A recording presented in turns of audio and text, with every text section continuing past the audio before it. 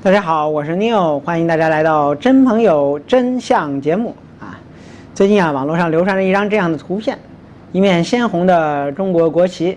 在铁丝网背后飘扬，象征着国家网络防线的严密封锁这防火长城的这么一个示意图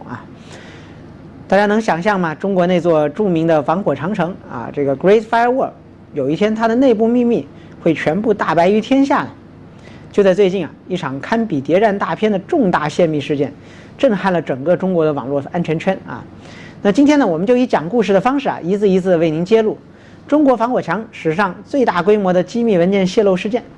这个事件是如何发生的？牵涉了哪些公司？比如神秘的这个安巡公司那陷入的文件究竟有哪些不可告人的秘密？规模有多么惊人？技术细节如何？更重要的是这次泄露首次披露了中国的防火长城运作的内部机制。国外各界从这个网络安全研究员、媒体到外交人士，对此都有什么样的反应呢？谁可能是这背后的泄密者？这一事件又将如何会冲击中国庞大的这个网络监控体系，并影响未来的走向呢？下面我们就来从头说起那么大家知道，这个防火长城又称这个 GFW Great Firewall， 是中国用于审查和监控互联网的庞大系统。多年来它如同一道隐形的高墙，将境外的谷歌、推特等网站都长在这个中国人的视野之外，同时过滤着境内的言论。它的具体运作方式一直是最高机密，外界只能从其效果推测其强大之处。然而呢，从2024年开始一直到最近，这道铜墙铁壁出现了很多的裂缝那么我们先来回顾一下2024年这个第一次出现泄密。那么这一年的年初呢，一家鲜为人知却身居幕后的网络安全企业安巡信息科技这个英文名叫 ISOON 那个又称上海安巡，突然成为了舆论的焦点。有人在开源平台 GitHub 上匿名发布了一个名为上海安巡信息内幕的这个 GitHub 代码仓库，大量该公司的内部文件被公之于众那么这个2月17号左右呢，最先发现的呢是一位台湾的这个网络安全研究员，网名叫安坂青海，他在社交媒体 X 上发帖惊呼这些文件的重要性。中国原来是通过安巡公司开发的间谍软件发动对外的网络攻击。消息一出，网络安全圈为之哗然，国际媒体也迅速跟进报道。那么这个安巡公司是什么来头呢？这家公司成立于2010年，看似普通，却深藏着故事和很深的背景。这个创始人呢叫吴海波，是中国第一代黑客圈的传奇人物，早年活跃于各大中国红客的圈子网名叫 Shutdown， 那个 O 这个替换成了0那么甚至参与了创立中国第一个黑客激进团体绿色兵团。那安巡公司呢，表面从事网络安全研发培训实际上主要的业务是为中国国家安全部门、这个公安机关和解放军提供定制的网络攻击和监控工具。据泄露的资料，那吴海波直言，公司2/3的项目都来自于公安系统，也就是说，这是一家受中共支持的民间间谍网络公司。那大家可以看到这个很多人这个示意图说是这个安巡公司是如何实施全球网络攻击的。那泄露出来的这个安巡内部文件第一次就有了200兆，但是后面我们说还有更多五花八门，包括了商业文件、销售合同、报价单，列出了安巡向各地公安、国安提供服务的明细。文件显示，从2015到2022年，各省市的国安、公安部门纷纷与其签约，采购其各类情报收集和舆情监控系统，用于及时全面地掌握境内外舆情，并打击不实言论等等。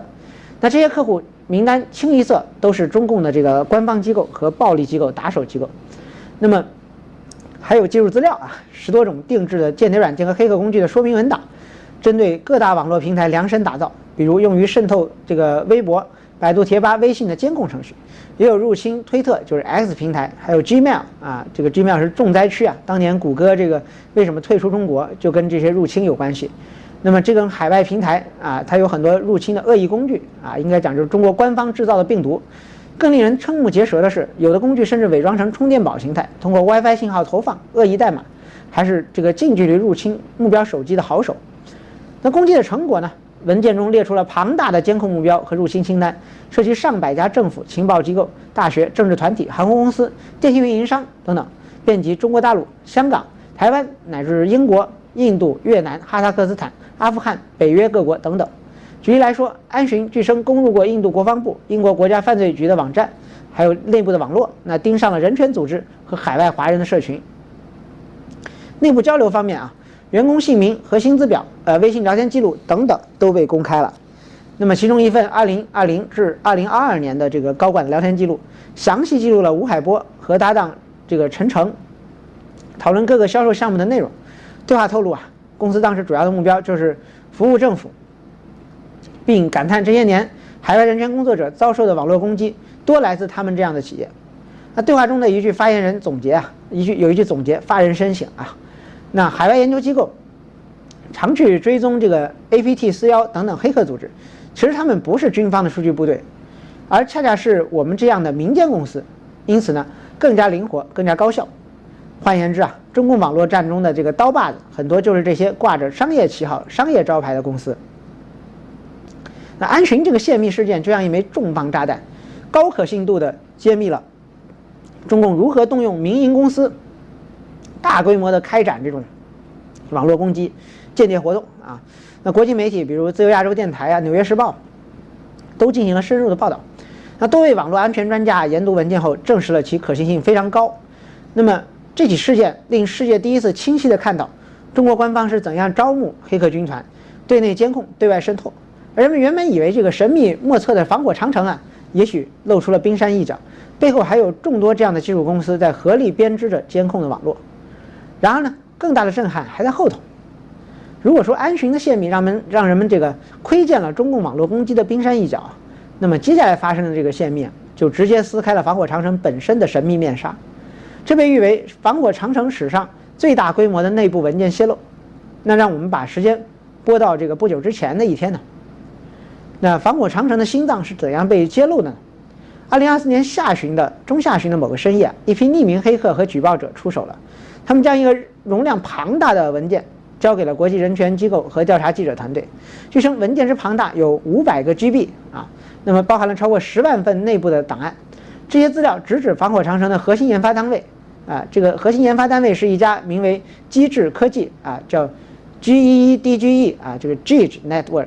的这个公司，以及相关联的这个是中科院信息工程研究所啊，这些机密档案。是的，整整500 GB， 有源代码，有研发日志，有内部邮件，有会议纪要，应有尽有。防火长城从诞生以来，从未遇到过如此规模的机密外泄。那么机智科技究竟是谁呢？究竟是有防火长城的核心机密吗？那么机智公司呢，是成立于2018年，表面上是做网络流量监控设备和企业安全解决方案的。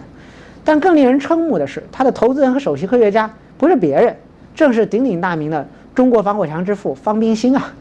那方斌兴作为防火长城最初的设计者之一，在中国网络审查体系中的地位举足轻重。而如今呢，他参与创立的这个机智公司的内部资料被完整拖出，这等于直接挖到了防火长城的心脏地带。这一惊天的泄密事件并非毫无征兆啊！在2024年上半年就有线索显示，机智公司深度介入了新疆等地的网络管控项目。6月呢，一家名为缅甸正义组织啊 Justice for Myanmar， 那么这个机构就发表了调查，揭露了这个中国公司正在协助缅甸军政府构建网络审查，其中点名就提到了这个 Gige 啊，这个机智公司提供了2款核心产品：天狗安全网关 TSG 和网络叙事者 Cyber Narrator。那么 JFM 公布的这个信息呢，就来自泄露文件和商业记录。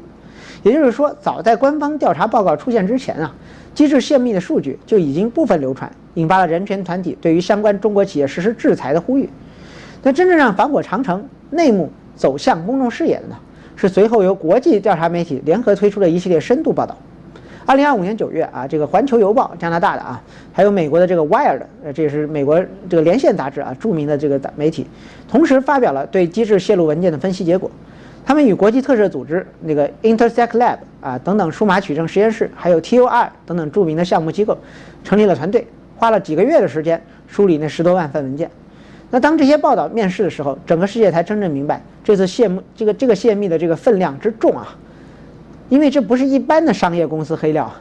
这几乎就是中国整个互联网审查机器的说明书啊。那泄密的文件到底有哪些内容呢？防火长城到底有哪些秘密武器呢？让我们来仔细看看这些泄露文件的干货啊，到底泄露了什么天机？调查团队啊披露，文件主要包括了以下几大类：源代码、技术文档、运维日志、项目的通讯记录以及科研机构往来的信件等等。其中既有这个机制内部的这个 Jira， 这是 Java 的一个这个平台啊，那个 JIRA 任务项目任务的这个条目，然后 Confluence 这个技术维基的页面啊，也有和中国某些国家级科研单位可能是中科院信息工程所的通信记录。这些资料详细记录了防火长城的开发演进、功能模块、部署细节，可谓前所未有的揭秘啊。第一呢是源代码与研发日志啊，最令人瞩目的是这个大量防火长城相关的源代码泄露。那通过代码和日志呢，可以看出开发者是如何实现流量检测与拦截的。比如有一款名为天狗安全网关 TSG 的核心系统，它被设计为架在电信数据中心内的流量过滤设备，可以横向扩展到处理任何一个国家的全部网络流量。所有经过这个阀门的这个网络数据包呢，都会在毫秒间被扫描过滤，必要时直接阻断。那么这正是防火长城防火长城啊，在中国的这个骨干网络层面进行的底层机制。文档显示啊 ，TSG 不仅针对明文流量检测，对于加密的 HTTPS 这个流量也有一套深度包检测啊加 DPI 加上机器学习的这个分析的机制啊。那如果无法解密内容，那就通过 AI 模型来猜测流量的特征，判断用户是否在使用 VPN 等翻墙工具。一旦模型判定可疑，系统可以将该加密连接暂时阻断一段时间。这解释了为什么很多人用某些 VPN 的时候会无故断线，原来是防火长城啊，它在暗中试探性的封锁。那我们再来看它的第二部分，内部工具与所谓的新功能。文档还揭秘了防火长城正在研发的一些新型武器，比如在新疆的试点项目中，技术人员提出了一个个人声誉评分系统的原型，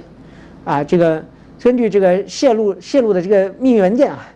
每个网民的初始分数为550分，那么通过提交身份证、面部识别、职业信息等，可以完成验证并提升分值。如果评分低于600，将被禁止接入互联网。这仿佛是一种互联网领域的社会信用机制，非常骇人啊，非常吓人。那么此外呢，新疆项目还在实验区域性的流量限制与定向断网等功能，显然是为了在敏感时期针对特定地区进行一键断网的准备。那这些曾经只存在于这个流言当中啊，这某些组织的传言，如今却在泄露文件中有据可查了。那第三部分呢是产品与服务出口，泄露的机密资料啊，就显示啊，这个机智公司啊，不仅服务于中国国内，还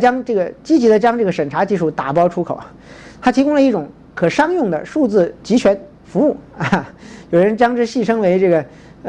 totalitarian as a service， 对吧？集权即服务。那么把这个中国的防火长城变成可复制的产品，在非洲和亚洲多国，机制的系统已经上线运行。例如哈萨克斯坦、埃塞俄比亚啊，然后这个巴基斯坦、缅甸都采购了他们的设备，用于本国的网络监控和审查。泄露的文件甚至有缅甸项目的截图，展示某缅甸的电信运营商的数据中心安装了机制的硬件，同时监控8100万条互联网连接。那截止2024年2月，机制的设备已经在缅甸13家 ISP 的26个数据中心已经部署了，可见其系统之庞大，几乎接管了整个缅甸互联网的出入口。另一例子是巴基斯坦啊，当一家西方公司因为遭遇道德压力退出了该国的这个互联网审查项目后，机制迅速的介入并填补了空缺，升级了当地的审查能力。这显示了中国正在积极抢占网络监控的市场，把防火长城技术作为出口的商品。那么技术文档与用户界面也是它的第4部分内容，许多白皮书和手册也包含在泄露的文件中，比如有防火长城知名的这个封锁工具 ShadowPad 这个木马啊内部的分析报告，甚至附有其控制的这个服务器 IB 列表等等细节。再比如机制给客户操作的操作界面网络叙事者 Cyber Narrator 的这个截图，让人瞠目结舌。通过这个可视化的界面，非技术官员也能够对全国的网络一览无余。那么看到每个移动用户基于基站的地理位置，监测他们是否使用了 VPN， 并实时获得他的网络活动数据，非常可怕啊！这意味着一旦你掌握了该系统的权限，当局可以针对特定的个人精准的实施监控，谁在访问什么网站，一举一动尽收眼底。一位参与分析的研究员感叹，这已经不是一般的执法拦截了，这是赋予了政府远超过正常应有的权利，非常可怕啊！这是1984的现实版工具啊。那这个还有第5部分啊，这个第5部分呢是它的一个运营沟通与行政记录。那这个泄露的文件还有一些往来的邮件和会议纪要，揭示了防火长城项目在这个中国体制内的推进方式。例如有一份2024年7月新疆乌鲁木齐会议纪要，记录了多名技术官员在新疆讨论如何防堵翻墙工具的细节。那会议还强调啊，这是反恐长期斗争的一部分，要将新疆打造成省级防火长城的示范点。那泄露资料也首次提供了省级防火墙，就首次提供了这个省级的防火墙存在的直接的证据，而不是通过结果来反证了啊。那么机智公司从2022年开始就在福建省进行了省级防火墙的试点，后来呢又在江苏、新疆等地铺开。那这是一次实证啊。那么原来不只有国家层面的防火长城，各省也可能有分墙在运行啊。那由方明鑫参与的机智科技啊，正扮演着各地升级本地审查能力的承包商的角色。方明鑫本人在一次内部演讲中就直言，公司要积极拓展国际市场，推广中国的网络解决方案啊，让我吐一口唾沫啊。那可见其野心不仅在国内，而是伴随着“一带一路”数字丝绸之路走向全球。可见中共推行的这个“一带一路”之可怕啊，这个数字丝绸之路之可怕，这就是一个绳索，要戴在全世界每一个网民的这个脖子上。好，还有震撼的波及啊，这个各界有什么样的反应和外交引发了风波。那么如此巨量且敏感的信息曝光后啊，国内外舆论是一片哗然啊。我们分别来看中国国内和国际的反应。中国国内方面啊，官方立即对此事这个高度封杀啊，对此事件保持高度的这个缄默。那么在中国大陆的媒体上啊，几乎找不到对此次泄密的任何报道，这完全可以理解。防火长城本身就是国家高度敏感的议题，有关其内幕被曝光，更不可能是登上官方媒体版面的事儿啊。那么相反，有传闻称相关讨论在社交平台上遭到审查，一些网友转述外媒报道的贴文迅速被删除，相关关键词也被屏蔽啊。那么防火长城泄密最终还是被防火长城自己封杀在了墙内。然而这并不意味着国内毫无波澜，在技术圈的私密聊天和翻墙社区，许多人议论纷纷。一些熟悉网络安全的网友啊，在翻墙后阅读了外媒的分析，不禁感慨，原来我们每天上网的这个活动就这样被事无巨细的监控着，每一个人都被监控，甚至有你基于基站的定位啊。那还有人质疑这些公司和官方的关系，对个人隐私和自由表达的空间表示持续的担忧。这种讨论也只能在小范围的匿名环境下进行。可以说，在中国国内啊，大多数民众对此事件还是毫不知情，而少数知情者则噤若寒蝉。那值得注意的是，这次泄密直接点到了关键人物方明鑫的名字，还有中科院相关的研究所，这对体制内部啊也不妨是一次也不低于是一次冲击啊。那么据传呢，在这个泄密发生后，有关部门对涉及的单位展开了内部调查，可能试图揪出泄密的源头，并且堵塞漏洞，但官方并没有公开承认这一点，一切都在静悄悄地进行，就像从未发生过一样。然而可以想见，相关单位的网络安全和保密措施正在急剧升级，整个 GFW 团队啊，这个中国防火墙团队内部必定经历了一场风暴式的整顿。那国际方面反响则要强烈得多，也公开得多。首先是媒体和安全研究社区纷纷对此深入报道和讨论。《纽约时报》啊刊登了长篇报道，称这些文件让人们首次得以一览无余啊，一窥中国政府支持的黑客承包商的隐秘活动啊。报道中引用了这个 Google Mandiant 这个谷歌的情报分析主管的话，我们完全有理由相信这是真实的数据，显示了一个支持中国全球和国内网络监控行动的承包商。那连线杂志呢，更是以一场大规模泄密显示一家中国公司正在向全球输出防火长城为题，介绍了机智科技如何将中国的审查系统商品化，并卖给了至少4个亚洲和非洲国家。报道指出啊，机智相当于提供了一种数字独裁即服务，让专制政府能够获得原本不具备的先进的互联网审查能力。同时呢，加拿大的《环球邮报》、英国的《卫报》也跟进报道，将此次泄密提升到了全球网络自由和人权的高度进行了解读。网络安全社区的专家对泄密行动的这个内容啊进行了验证和分析啊，许多人在推特上分享了见解。一位研究员兴奋地指出，过去他们通过流量逆向猜测 GFW 这个墙是如何工作的，但如今啊，终于有了内部资料的佐证，可以更有效地研究如何绕过防火长城。比如有人根据泄露的代码找出了 GFW 一些漏洞的细节，准备发布新的技术报告，帮助翻墙的开发者改进工具。那著名的这个 Citizen Lab 公民实验室啊，和这个 GFW Watch 啊，这个强观察者等等反审查组织对此发表了声明啊，称这批文件为抗击网络审查提供了宝贵而具体的情报。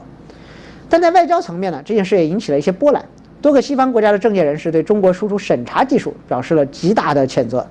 一些欧洲议员指出啊，中国企图通过技术输出来扩张数字威权主义，这对全球自由互联网构成了严重的威胁。美国国务院一名发言人被媒体问及此事时，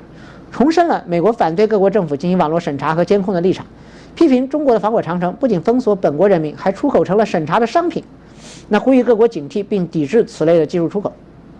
当然，中国外交部对此是避而不谈啊。有记者提问时，发言人以不了解相关情况搪塞，强调中国依法管理互联网，不干涉他国的内政。此外呢，人权组织和民间团体也迅速行动啊，国际特赦组织、人权观察等等继续发表声明，声称这些泄露文件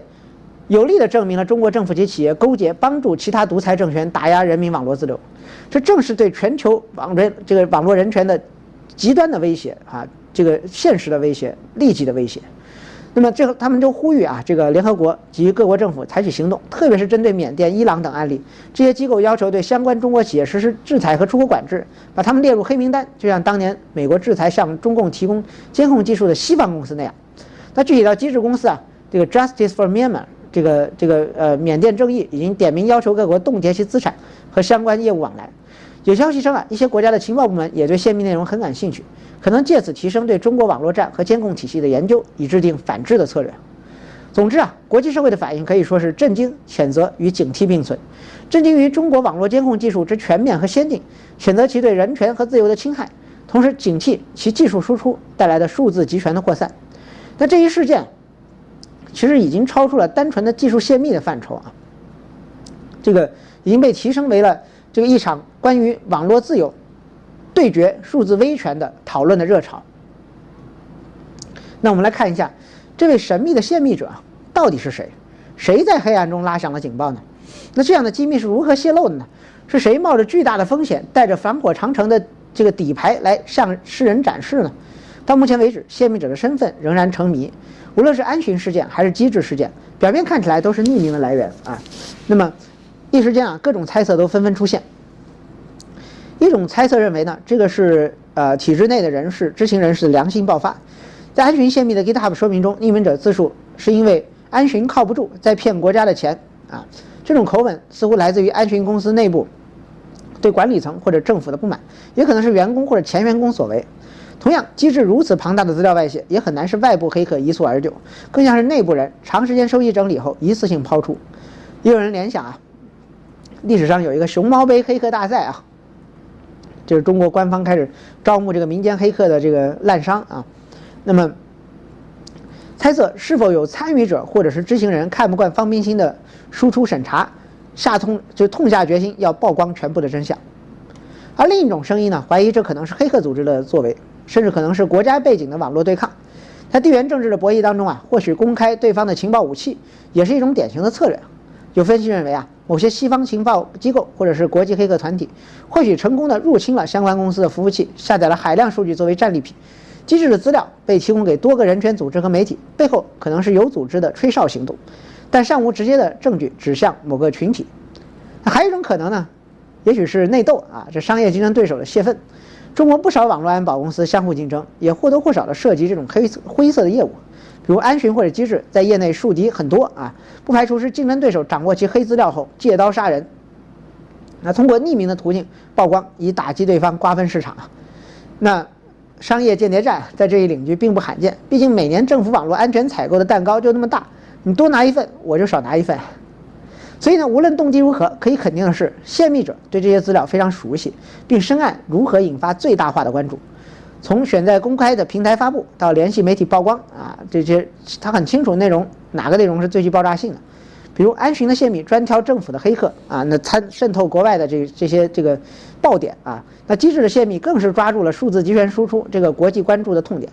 那一些安全专家甚至私下表示，泄密者可能通过舆论压力来遏制这些公司的行为，甚至迫使政府有所收敛。从结果看呢，他们的目的部分达到了。安巡事件后，该公司官网一度无法访问，员工的社交账号都被禁言，那想必正在接受调查和整顿。而机制事件更是在国际上引发了对中国网络审查输出的最强烈的批评。当然，从中国政府角度啊，这些泄密者被视为严重的威胁，可以想象。那相关部门肯定正在不遗余力地搜查这个泄密的源头，但截至目前啊，官方没有宣布任何关于抓捕肇事者的消息，估计也不会公布啊。那在这样高度敏感的事件中，抓到了也会悄悄处理，不会公之于众。那泄密者的真实身份或许永远不会公开，我们只能从他留给世界的资料中感受那一份来自黑暗中的警示。好，我们再来看冲突与展望啊，这个网络监控体系这个未来会如何呢？那这场史无前例的泄密风暴啊，对中国庞大的网络监控体系产生了怎样的冲击呢？未来又会有怎样的方向呢？首先，短期的冲击是显而易见的。那泄密呢，曝光了防火长城和相关承包商的技术细节和全部的弱点，这无疑让官方极为紧张。可以预料的是，中国将迅速投入资源对现有系统进行安全加固和这个漏洞修补，就像中世纪城堡的设计，如果设计图泄露，那守城者必须连夜加固城堡。那这意味着翻墙和反审查社区可能会迎来 GFW 的又一波功能升级，墙还会继续加高。当然，既然这个 VPN 检测算法已经为人所知，官方可能会调整模型的参数，甚至开发新的识别手段，企图重新盖上被揭开的盖子。同样，被曝光的那些这个监控工具和后门技术，也可能是因为暴露而暂停使用或升级换代。那对于中国而言，现在首先要做的就是堵住泄密带来的安全窟窿，避免他人再从同样的地方钻进来。其次呢，在内部管理上，这件事情也敲响了警钟啊！中国网络安全行业中大量采用了民营承包商的模式，将高度机密交给了企业运作。那这种军民融合的这种表面上是提高效率和灵活性，其实也埋下了内部人变成这个传话人的这种泄密的风险。那今后啊，政府可能会对这些合作企业加强审查和监管，甚至更严格的保密协议人员背景审查，甚至限制人身自由、网络这个隔离审查等等。那至少不排除会将某些核心项目收归更加军方的这个国安系统的内部，以减轻这种外泄的可能性。从长远看中共对于类似安巡机制这样的公司信任度肯定是降低了，也许将来呢会培植更加隐秘的新团队接手一些新任务，以降低这个已经暴露的信息的风险。那在国际影响上这次泄密给中共输出这个网络监控技术行为受到了更加强烈的关注和抵制这实际上给中国相关企业的海外拓展泼了一盆冷水。考虑正在引进中国互联网监管制度的国家可能会重新评估，一旦合作自己国内的审查黑幕也可能会曝光于国际社会带来舆论和外交的压力，而西方国家可能据此对中国这些公司实施定向制裁或者出口管制。比如美国的已经有制裁名单涵盖了一些中国监控企业，在这次机制事件之后，完全有可能把机制和关联的中科院研究所列入黑名单，禁止合作。那更广泛的说国际上会加强对数字威权主义扩张的警惕，也会推出一些多边的机制来审查限制这个审查技术的扩散。那对于中国试图主导国际网络治理规则的战略，肯定是一大挫折。最后对于中国国内的网络生态长远趋势，这次泄密可能产生两种矛盾的效果。一方面，政府可能更加加紧对网络的控制，以防范内部人再度作乱。我们或许会看到技术从业者更加强的政治思想教育对数据安全更加严厉的法律措施，甚至是对翻墙者更严厉的打击。毕竟在他们眼中这次事件本身就证明了网络空间有不稳定因素，需要更加强力的管控。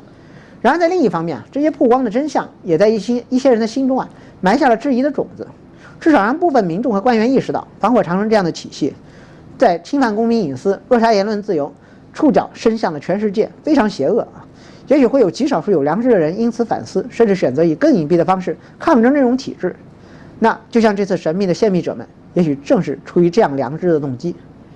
无论如何这起中国防火长城史上最大规模的文件泄露事件，将作为里程碑被载入网络的史册。它第一次让世人得以深入地了解了那些高墙背后的运作机密第一次确认了防火长城不仅存在，而且可以复制输出。这凸显了体制内外有的人在挑战这座高墙。那么未来的岁月里，围绕网络主权与信息自由的博弈只会愈加激烈。这堵墙会因此变得更厚更高更厚，还是终有一天会倒塌崩解呢？答案还尚不可知。但我们肯定的是，每一个像今天这样勇敢揭露真相的举动，也许都是在那道高墙上凿下了一记裂缝。千里之堤溃于蚁穴正是有这些蚁穴的这个裂缝，才有可能最终迎来洪流的冲击，让我们拭目以待。那今天的故事就讲到这里，如果您觉得震撼有所收获可以点赞关注小铃铛好，那么可以订阅我们的频道我们会不定期更新可以分享给更多关心这个互联网自由和安全的人。感谢大家收看我们不定期更新下期再见吧。